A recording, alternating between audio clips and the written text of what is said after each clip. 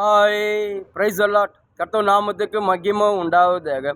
இன்றைய வேத வசனம் 1 தெசலோனிக்கேயர் 2ஆம் அதிகாரம் 13ஆம் வசனம் நமக்கு இப்படியாக சொல்லப்படுது. ஆகையால் நீங்கள் தேவ வசனத்தை எங்களால் கேள்விப்பட்டு ஏற்றுக்கொண்ட பொழுது அதை மனுஷர் வசனமாக ஏற்றுக்கொள்ளாமல் தேவ வசனமாக ஏற்றுக்கொண்டதினால் நாங்கள் இடைவிடாமல் தேவனுக்கு ஸ்தோத்திரம் செலுத்துகிறோம். அது மெய்யாகவே தேவ வசனம்தான், விசுவாசிக்கிற உங்களுக்குள் அது பலனும் செய்கிறது. அதாவது பவுல் சொல்கிறார், பிலிப்பி பட்டணத்தில் பவுல் பிரசங்கிக்கிறார்.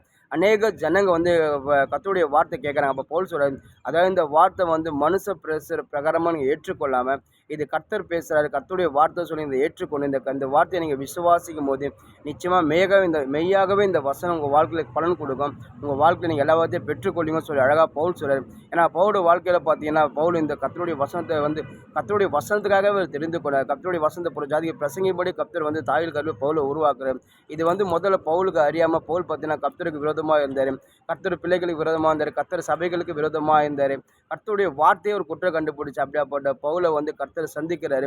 கர்த்தர் போய் பவுலை துறார். அதுக்கப்புறம் கர்த்தருடைய அன்பு பவுலுக்கு தொட்ட பிறகு அப்போ பவுல் தன்னை உணர்ந்து, ஏசப்பா எனதுக்காக உருவாக்கினார், என்னை எதற்காக கர்த்தர் தெரிந்து கொண்டார், இந்த வார்த்தையை புற ஜாதியை பிரசங்கிக்கும்படி கர்த்தர் என்னை தெரிந்து கொண்டார் சொல்லி அதுக்கப்புறம் பார்த்தீங்கன்னா பவுல் தன்னை தாழ்த்தி ஏசப்பாக தன்னை ஒப்பு கொடுத்து அதுக்கப்புறம் பார்த்தீங்கன்னா கர்த்தருடைய வார்த்தை அவர் அதிகமாக படிக்க ஆரம்பித்தார். அதிகமாக இந்த வார்த்தையை விசுவாசிக்க ஆரம்பித்தார்.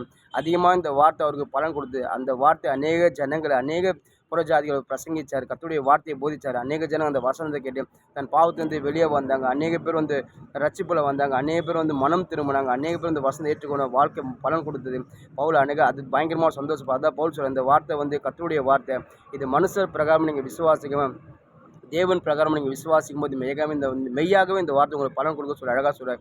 இன்றைக்கி நம்மளோட வாழ்க்கையில் மானுடைய பிள்ளையாக இருக்கும்போது நம்ம ஒன்று இந்த கர்த்தருடைய வசனத்தை மனுஷ பிரகாரம் ஏற்றுக்கொள்ளாமல் கர்த்தருடைய வார்த்தை கர்த்தருடைய வசனம் சொல்லி இது மெய்யாக என் வாழ்க்கையில் பலன் கொடுக்க சொல்லி விசுவாசித்து நம்ம கர்த்தருடைய வார்த்தையை நம்ம உறுதியாக பற்றிக்கொள்ளும். நிச்சயமாக இந்த வார்த்தை நம்ம வாழ்க்கையில் பலன் கொடுக்கும்.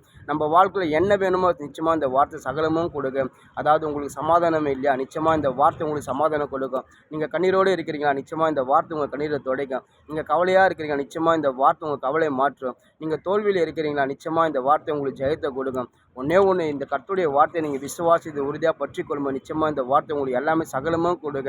வேதம் சொல்லுகிறது, மனுஷன் அப்பத்தினால் மாத்திரம் அல்ல தேவனுடைய வார்த்தையான பிழைப்பான். அது மாதிரில வானம் பூமியை ஒழிந்து போனால் கர்த்தருடைய வார்த்தை ஒருபோதும் ஒழிந்து போகுது. இது ஜீவன் உள்ள வார்த்தை.